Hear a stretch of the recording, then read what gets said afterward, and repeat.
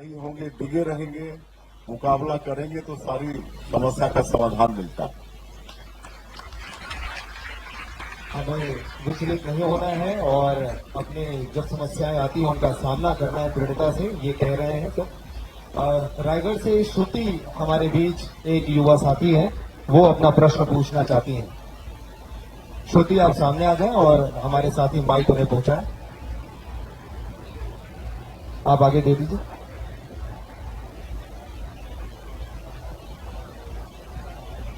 नमस्ते सर, मेरा नाम श्रुति कुमारी है और मैं रायगढ़ जिला से हूँ। मैं ओपी जिंदल यूनिवर्सिटी की बायोटेक्नोलॉजी की फाइनल ईयर की स्टूडेंट हूँ। सर, मैं यहाँ विज्ञान मेला इवेंट में प्रतिभागी के रूप में सम्मिलित होने आई हूँ और मेरा आपसे यह प्रश्न है कि आपने छत्तीसगढ़ में स्टार्टअप के इन्वायरमेंट को बेटर करने के लिए बीते दिनों में ओयो के सीईओ को आमंत्रित किया था, जो कि काफी युवा है और हम सब भी युवा है और उन्हीं की तरह हम अपने जीवन में तरक्की जल्दी करना चाहते हैं। इसलिए मैं आपसे कुछ पूछना चाहती हूँ कि आप हमें कुछ उचित उपाय दें जिससे हम अपने सारे गोल्स को जल्दी अचीव कर लें।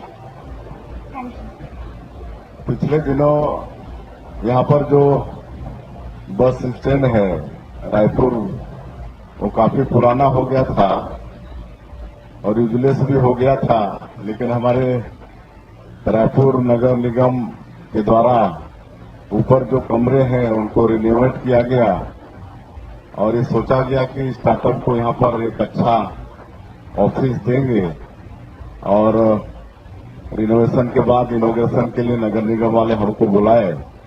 तो उस दिन ओयो से रितेश अग्रवाल जी को भी बुलाए थे और उनसे मिलकर हम भी बहुत इंस्पायर हुए और उन्होंने एक सोचा कि लोगों को होटल के विषय में मालूम नहीं रहता है कि कहाँ कहाँ कौन कौन से होटल हैं, वहाँ कितने रेट हैं, ये सब, और लोगों को वही जानकारी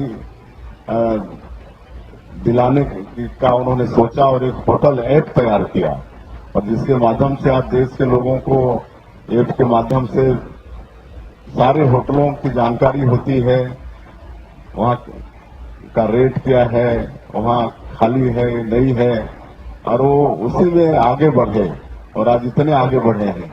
तो आप भी किसी एक क्षेत्र को मतलब सोचकर उसमें आगे बढ़ेंगे तो निश्चित सफलता हासिल होगी। माननीय महोदय, आप लगातार प्रदेश की उन्नति के लिए कर रहे हैं कार्य और नई औद्योगिक नीति में भी आपने स्टार्टअप को लेकर के बहुत सारे प्रयास किए हैं।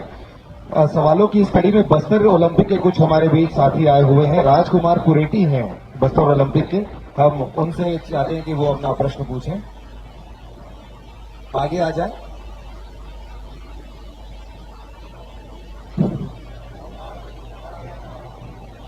माननीय मुख्यमंत्री जी नमस्ते। मैं राजकुमार कुरेटी कांकेर जिला से खो खो के इंटरनेशनल खिलाड़ी और साथ में ही अभी पंकज विक्रम अवार्ड से सम्मानित हुआ हूँ। मैं बस्तर ओलंपिक में अभी हुई इसके लिए छत्तीसगढ़ शासन को मैं बहुत बहुत धन्यवाद देना चाहता हूँ, जो बस्तर के गांव से निकले खिलाड़ियों को एक अवसर प्राप्त हुआ और उसके लिए मैं बहुत बहुत धन्यवाद देता हूँ। सर, आपसे एक मेरा सवाल है कि बस्तर कई दशकों से अहिंसा के चल रही है, जिसको शांति की जरूरत है, तो शांति एक कब तक आएगी जिससे हमारे बस्तर के युवाओं को और बच्चों को विकास के लिए आगे बढ़ेगी? कुरेटी जी, आपका प्रश्न बड़ा महत्वपूर्ण है और आप देख रहे हैं, पूरा देश देख रहा है कि हम लोग को सरकार में आए 1 साल ही हुए हैं और 1 साल के अंदर ही जो छत्तीसगढ़ का हमारा करीब 5 जिला जो नक्सलवाद से ग्रसित है और उसमें किस तरह से काम कर रहे हैं, लगातार सुरक्षा कैंप खोल रहे हैं, करीब 39 सुरक्षा कैंप खुल गए हैं। एक नियत नीलानार योजना वहां के लिए शुरू किए हैं।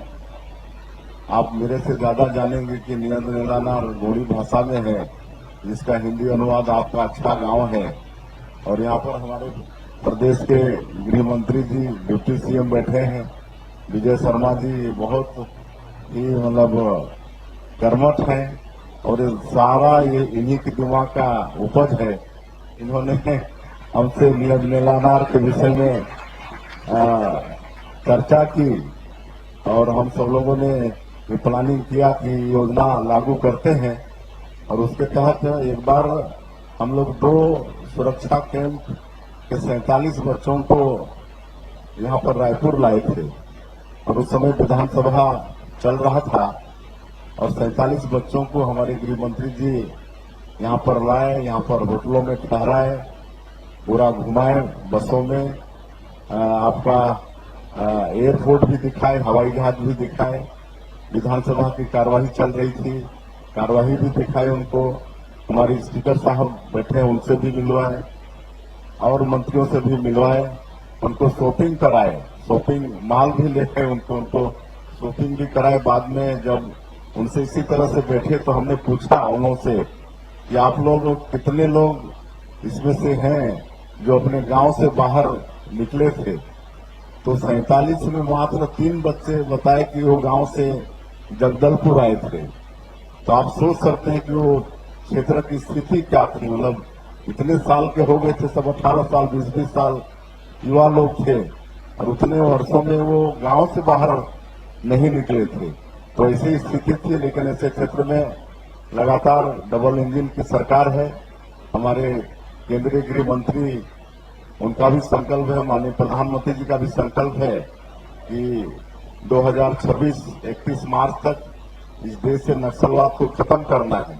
और आप जिस तरह से हम लोग लड़ाई लड़ रहे हैं, आप सब लोग देख रहे हैं और मुझे तो ऐसा लगता है कि 31 मार्च 2026 से पहले ही इस देश से नक्सलवाद समाप्त हो जाएगा और लगातार वहां पर शांति व्यवस्था आज है। नियत नीलानार योजना के माध्यम से हम लोग सरकार की जो योजना है उसको वहां पर पहुंचा पाने में सफल हो रहे हैं। सड़कें बन रही हैं, बिजली पहुंच रही है, घरों में नल के द्वारा पानी पहुंचा रहे हैं, स्वास्थ्य कैंप लग रहा है, लोगों के राशन कार्ड बन रहे हैं, आयुष्मान कार्ड बन रहे हैं और अस्पताल वहां पर खोल रहे हैं, स्कूल जो बंद पड़े थे उनको खोल रहे हैं। और जो अभी बस्तर ओलंपिक जो किए थे वो भी हमारे गृह मंत्री जी का ही देन था, उनने चर्चा किया। तो हम लोगों ने ये सोचा कि भाई हमारे जो युवा हैं इस क्षेत्र के, ये तो पता चल गया था हम लोगों की सब नक्सलवाद से मुक्ति चाहते हैं, लेकिन उनको कोई मतलब गाइड नहीं कर रहा है, कोई प्रोत्साहित करने वाला नहीं है। तो हम लोग सोचे कि युवाओं को खेल के माध्यम से भी थोड़ा सा हम लोग विकास की मुख्यधारा से जोड़ सकते हैं और इसलिए बस्तर ओलंपिक का आयोजन किए, जिसमें 1,65,000 युवा लोग 18 साल से 35 साल के लोग उसमें पंजीयन कराए, जिसमें हमारी बेटी बहनियों को भी संख्या आधी थी। तो हम लोग को ये पता चल गया कि ये पूरा जो 5 नक्सल से ग्रसित जिला है, यहाँ के लोग भी नक्सलवाद से मुक्ति चाहते हैं, विकास की मुख्यधारा से जुड़ना चाहते हैं और इसका आयोजन हुआ और कितना भव्य हुआ। और आप सब लोगों ने देखा समापन के दिन हम भी थे, हमारे देश के यशस्वी गृह मंत्री माननीय अमित शाह जी उनके कर कमलों से संपन्न हुआ। तो आप पक्का मानिए कि निश्चित वहां पर शांति व्यवस्था होगी और बहुत जल्दी होगी। धन्यवाद सर। बहुत जल्द बस्तर में शांति कायम होगी। और अब मृणाल वाजपेयी युवा साथी है हमारे बीच, वो अपना प्रश्न पूछना चाहती हैं। मृणाल। सर्वप्रथम आप सभी को मेरा नमस्कार है। मैं मृणाल वाजपेयी, जिला बलौदा बाजार से युवा उत्सव में कहानी लेखन हेतु उपस्थित हूँ। माननीय मुख्यमंत्री जी, मेरा आपसे यह प्रश्न है कि आप जशपुर के एक छोटे से गांव बगिया से हैं, तो वहां से निकलकर दिल्ली में केंद्रीय मंत्री और अब मुख्यमंत्री तक का सफर आपने कैसे तय किया? देखिए, आपका प्रश्न मेरे लाइफ से संबंधित है। तो मैं एक छोटा सा गांव का रहने वाला, आज 2,500 की आबादी हो गई होगी। और वहाँ एक किसान का बेटा, और मैं जब 10 साल का था तभी मेरे सर से पिता का साया उठ गया था। मात्र 10 साल का था, ठीक से हम अपने पिता को समझ भी नहीं पाए थे और उनका साया उठ गया था। और मेरी माता जी, वो दोनों माता और पिता दोनों का रोल की, पिता का प्यार भी वो दी और बड़ी लीडर महिला थी और हमको पढ़ाया लिखाया भी। लेकिन क्योंकि हम 4 भाइयों में सबसे बड़े थे, हमारा छोटा भाई तो 2 महीने का था जब वो पिताजी गुजर गए। लेकिन जब हम देखे कि माता जी हमारी महिला होके इतना अच्छे से हम लोग का घर द्वार खेती बाड़ी सब देख रही है, पढ़ा लिखा रही है, तो हमको भी बड़े भाई के नाते जिम्मेदारी संभालनी थी। तो हमने भी प्रण किया कि हम भी इस परिस्थिति से मुकाबला करेंगे और सबसे पहले अपनी माता जी को ही अपना रोल मॉडल माना और पढ़ाई किया और अपने भाइयों को भी अच्छे से पढ़ाया। एक भाई को इंजीनियर बनाया, यही रायपुर के साइंस कॉलेज से वो बी किया, आज यहीं पर नौकरी में भी है। उसे छोटा वाला और लॉ किया, उसे छोटा वाला भोपाल में पढ़ रहा था जब हम विधायक बन गए थे, तो फिर पढ़ते पढ़ते उसकी नौकरी लगी भेल में। आज बॉम्बे में नौकरी करके अभी 1 साल हुआ यहाँ रायपुर वो आया है। इस तरह से मैंने अपनी जिम्मेदारी निभाई और हम तो कभी सोचे भी नहीं थे कि हम कभी सरपंच बनेंगे। हम तो सोचते थे कि जो पुरखा लोगों का खेती बाड़ी है उसी को करेंगे और अपना परिवार पालेंगे। लेकिन हम भारतीय जनता पार्टी ज्वाइन किए और पार्टी ने जो भी हमको जिम्मेदारी दिया उसको अपनी जितनी समझ थी पूरी ईमानदारी निष्ठा से करने का प्रयास किया। और हम पंच से शुरू किए, हम 5 साल पंच रहे, तो हमारा अच्छा काम देख के पंचायत वाले अगला जब चुनाव आया तो बोले कि आप सरपंच बनोगे तो आपको सरपंच बना देंगे, निर्विरोध बना देंगे। तो मैं बोला कि हमको अकेले क्यों बनाना, सारे पंचों को भी आप निर्विरोध बनाओ। तो एक वार्ड में भर खाली मतलब चुनाव हो गया था, बाकी उस समय 13 वार्ड थे, 12 वार्ड और सरपंच निर्विरोध हो गया था। और जब 6 महीना हुआ तो विधानसभा का चुनाव आ गया। तो हमको हमारे नेता लोग बोले कि इस बार हो सकता है कि विधानसभा का चुनाव लड़ना पड़े। तो मैंने मना किया कि अभी हम मात्र मतलब उस समय 26 साल भी हमारा नहीं हुआ था कि हमको सीखने दीजिए, अभी सरपंच बने, हमारी उम्र तो आगे लंबी है, अगर भाग में रहेगा तो विधायक बन जाएंगे। लेकिन भाग में था और भारतीय जनता पार्टी ने हमको टिकट भी दी। और फिर उस समय ऐसा हुआ कि अविभाजित मध्य प्रदेश में 320 विधानसभा सीट होता था, उसमें तबकारा सीट जहां से पार्टी ने मुझे टिकट दी थी वहां कांग्रेस को सिंबल अलाट नहीं हुआ, पंजा छाप नहीं मिला कांग्रेस को, और कांग्रेस का प्रत्याशी निर्दलीय घोषित हुआ, साइकिल छाप उनके प्रत्याशी को मिला और उसके ऊपर पंजा लगा के चुनाव प्रचार किए। 4000 वोट की जमानत जब्त हुआ कांग्रेस का। तो वहां से शुरुआत हुई। तो जब उस समय दिलीप सिंह जुटेव जी, आप लोग शायद नाम भी सुने होंगे, हमारे जसपुर राज परिवार के वो थे, 5 बार सांसद थे, 3 बार राज्यसभा से, 2 बार लोकसभा से, और अटल जी की सरकार में वो केंद्रीय राज्य मंत्री भी थे। तो वो हमारे फिर पॉलिटिक्स के आदर्श हुए, राजनीति का, कि उन्होंने ही टिकट हमको 90 में विधानसभा का दिया था और वो हमारे रोल मॉडल थे राजनीति में। तो 25 वर्षों तक उनके साथ हमने काम किया। लेकिन वो ऐसा व्यक्ति थे कि उनका पर्सनालिटी ऐसा था, 6 फीट एकदम, और मिलिट्री ड्रेस में रहते थे, कहीं भी चले जाते थे तो जो नहीं पहचानते थे वो हम लोग को पूछते थे कि भाई ये कौन है। ऐसा उनका व्यक्तित्व था, आकर्षित हो जाते थे। कहीं रेलवे स्टेशन में कभी चले गए, कभी एयरपोर्ट में चले गए, तो अधिकांश लोग तो उनको जानते थे। जो लोग जानते नहीं थे, पहचानते नहीं थे, हम लोग उनके साथ चलते थे तो चुपके से कान में आके बोलते याद नहीं है एकदम बोल। तो ऐसा तो उनसे हम बहुत कुछ सीखे। वो इतने दिनों में 25 वर्षों में हम कभी उनको गुस्सा होते नहीं देखे। भगवान उनमें जो गुस्सा होने का जब वो कीट डालना भूल गया था, कभी तो गुस्सा हुए नहीं। और एक बार जिससे मिल लेते थे हमेशा वो आदमी उनका हो जाता था। तो इस तरह से वो भी हमारे रोल मॉडल थे। आगे फिर केंद्र में मेंबर ऑफ पार्लियामेंट बनने का सौभाग्य मिला। वहां अटल जी उस समय प्रधानमंत्री थे और अटल जी जैसा व्यक्तित्व जो कवि, साहित्यकार, लेखक, और उनकी ऐसी भाषण शैली थी, इतना रोचक होता था कि विभक्त के लोग भी सुनते थे।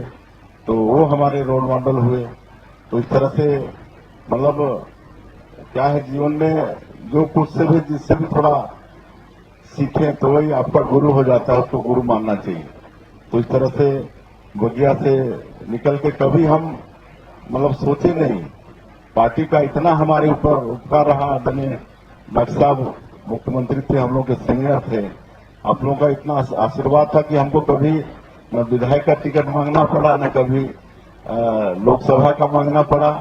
3 बार प्रदेश अध्यक्ष का दायित्व दिए, कभी पूछ के नहीं दिए, कभी पूछे भी नहीं कि आपको। आनंद जी की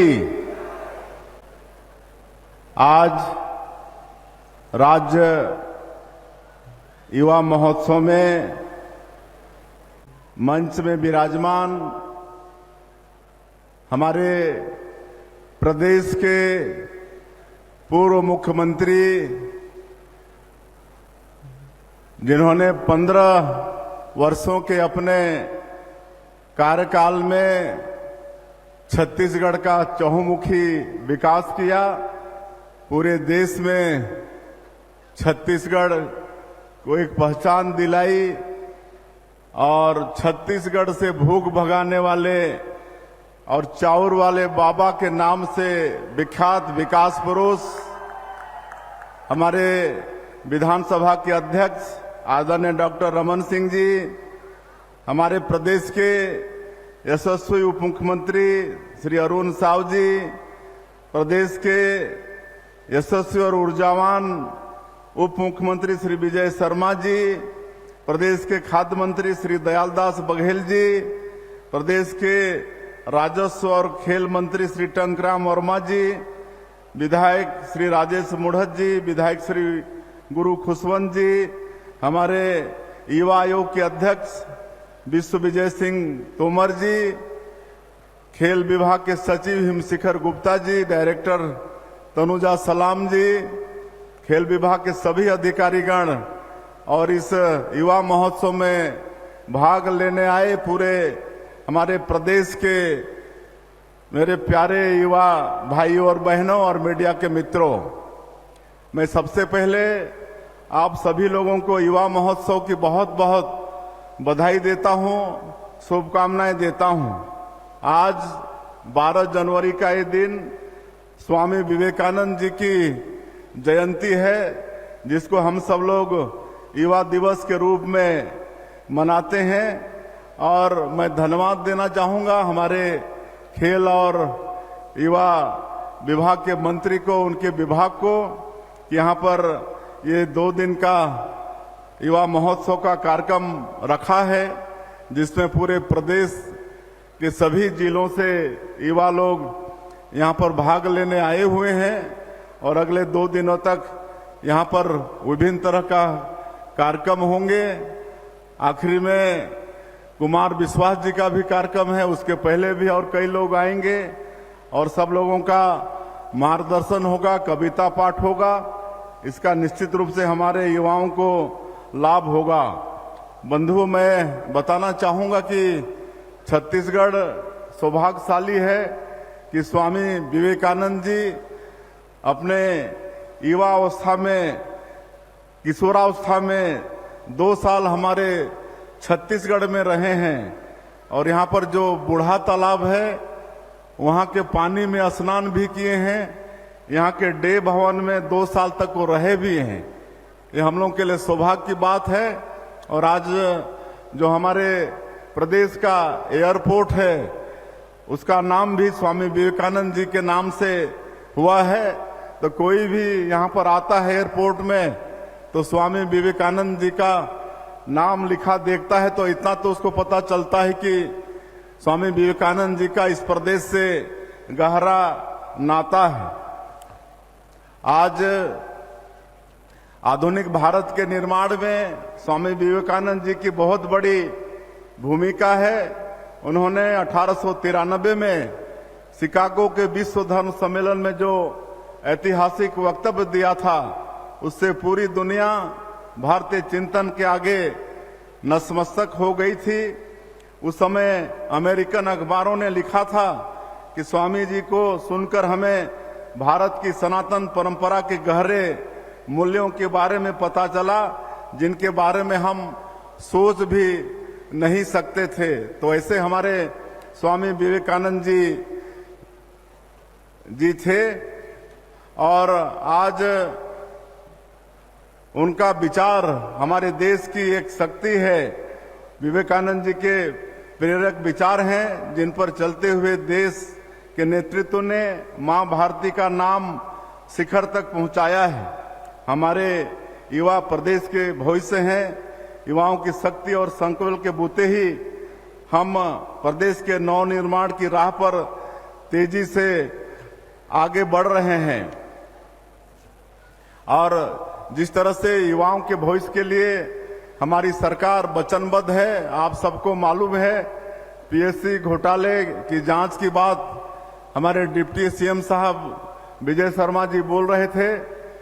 विधानसभा चुनाव के दौरान माननीय प्रधानमंत्री जी का हमारे छत्तीसगढ़ के युवा बेटा बेटियों के साथ ये वादा था कि भारतीय जनता पार्टी की सरकार बनेगी तो पीएससी घोटाले की जांच होगी और आप सबको मालूम है कि आज सीबीआई उसकी जांच कर रही है और दोषीदार जेल के शिक्षकों के अंदर जाना शुरू हो गए हैं। ये बच्चों के साथ में सरकार न्याय दे रही है। अभी इस साल जो